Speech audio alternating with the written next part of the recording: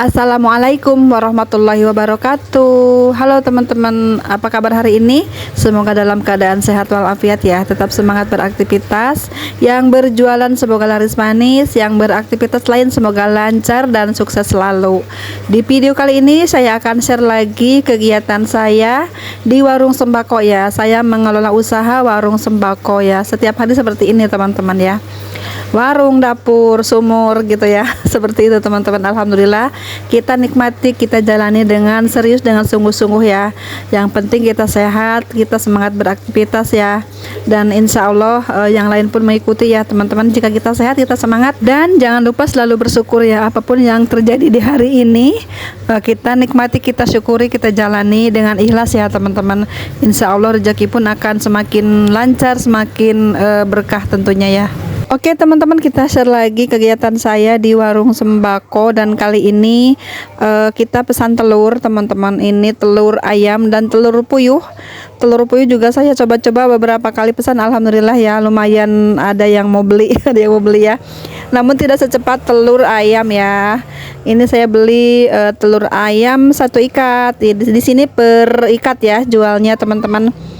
Ada 8 papan gitu ya per ikatnya ini. Kira-kira kata abangnya itu 15 kilo per ikatnya ya. Ini harga per ikatnya itu 360 ribuan ya teman-teman. Udah murah ya, harga telur lumayan lumayan terjangkau dengan harga segitu ya dibanding beberapa bulan lalu ya.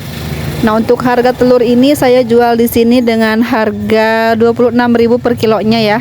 Untuk harga setengah kilo saya jual 13.500 dan seperapat saya jual 7.000. Untuk harga satuannya 2.000-an ya. Mungkin di antara teman-teman yang masih pemula, masih bingung bagaimana cara menjual telur ya, menjual harga telur gitu teman-teman.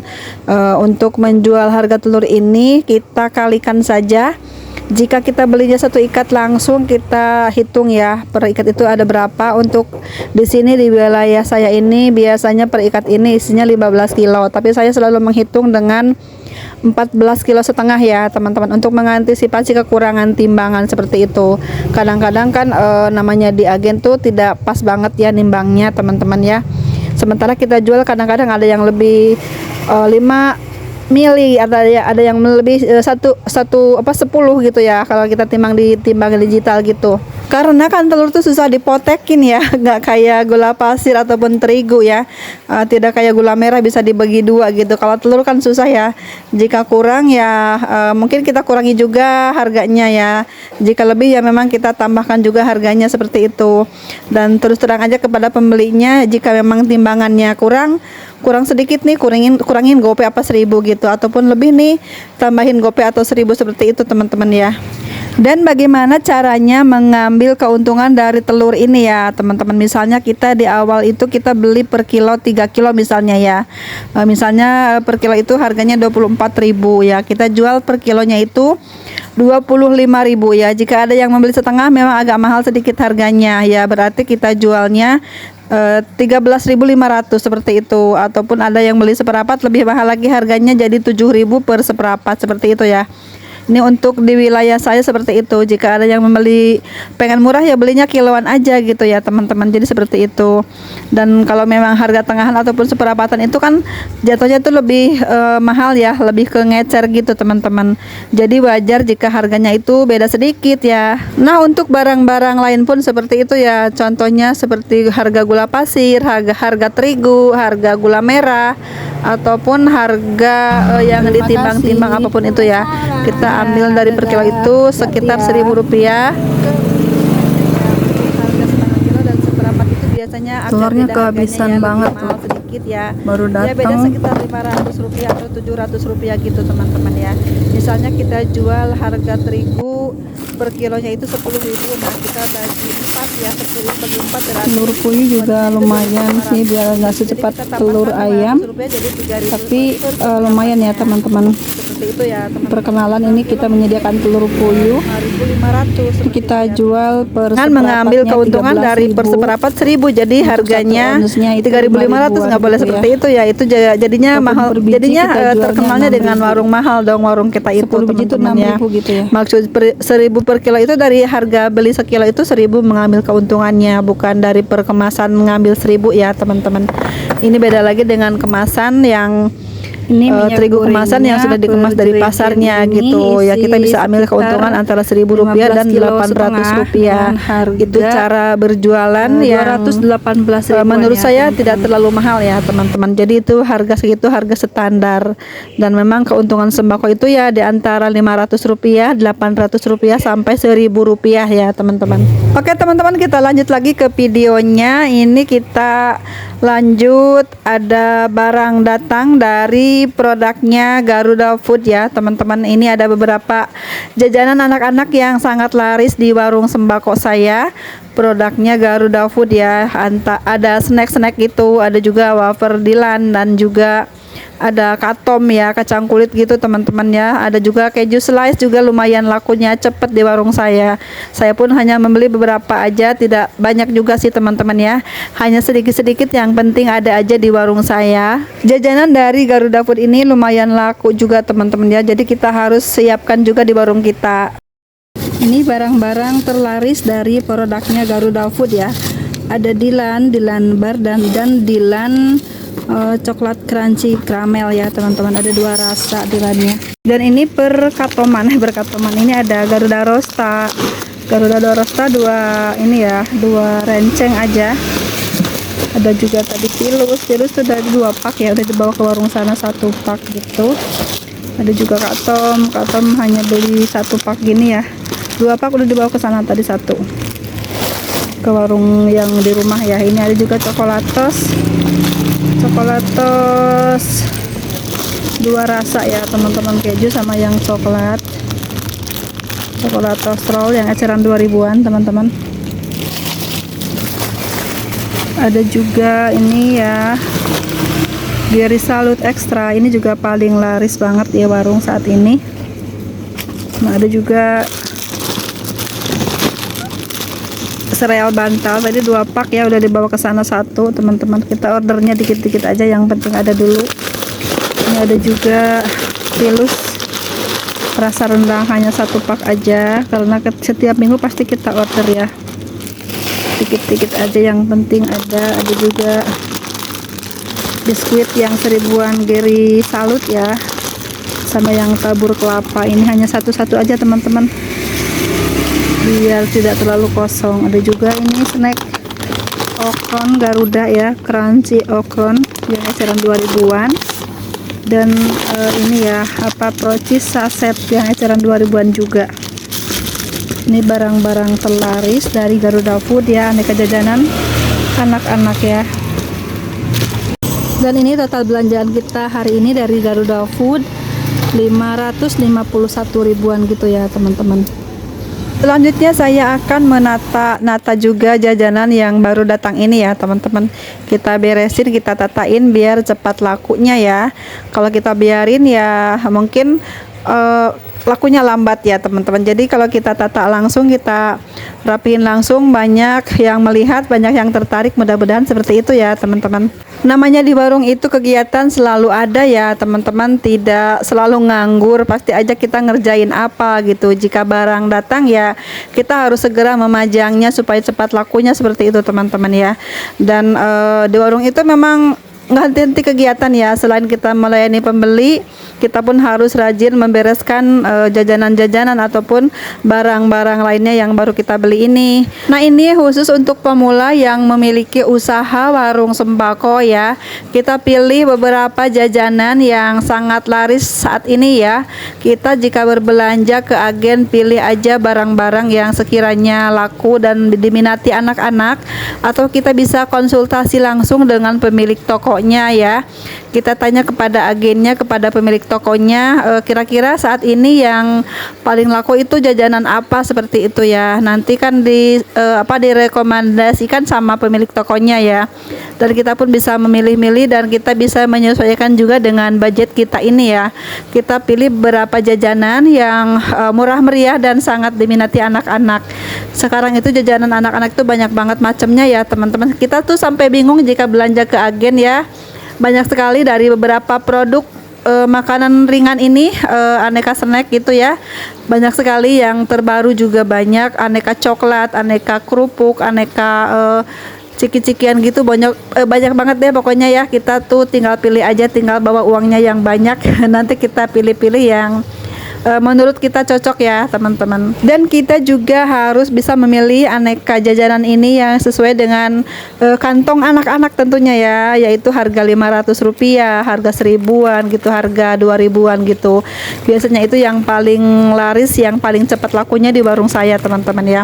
Ada juga yang jajanan harga di atas 2000 itu kan juga lumayan laku, tapi itu kan orang-orang tertentu saja yang membelinya ya. Tidak semua anak-anak bisa membeli jajanan itu ya teman-teman. Kita pilih aja jajanan yang sesuai kantong anak-anak, yang harga murah meriah namun ya sangat menarik ya, cukup menarik. Seperti aneka permen, aneka snack-snack gitu, aneka coklat yang biasa diminati anak-anak gitu ya. Banyak banget deh pokoknya kalau di agen ya, kita tinggal pilih aja. Banyak sekali ya teman-teman, aneka minuman juga banyak ya untuk jajanan anak-anak tuh, eceran 1000-an ada juga yang jelly-jelly gitu, ada juga yang susu UHT ya. Susu UHT pun terbagi beberapa merek, berbagai rasa, berbagai ukuran juga ada ya teman-teman. Itu juga sangat laku banget di warung sembako ya. Jika mungkin teman-teman baru memulai usaha warung sembako, saya sarankan jajanan anak-anak itu lumayan dilengkapi ya, karena ini sebagai penarik, sebagai pemikat di warung kita ya, untuk meramaikan seperti itu ya teman-teman. Saya pun dulu seperti itu saat mulai membuka usaha warung sembako. Saya prioritaskan di jajanan anak-anak ini ya, karena ini menurut saya prospeknya lumayan bagus, lumayan kenceng. Perputarannya cepat banget ya, dan memang keuntungan tidak banyak, tapi ya meramaikan warung kita ya. Jadi anak-anak itu kan bolak-balik itu jajan gitu ya, jadi terlihatnya ramai warung kita ya teman-teman. Dan mungkin nanti kedepannya kita juga bisa menambahkan item lain yang memang sangat laku dan diminati juga.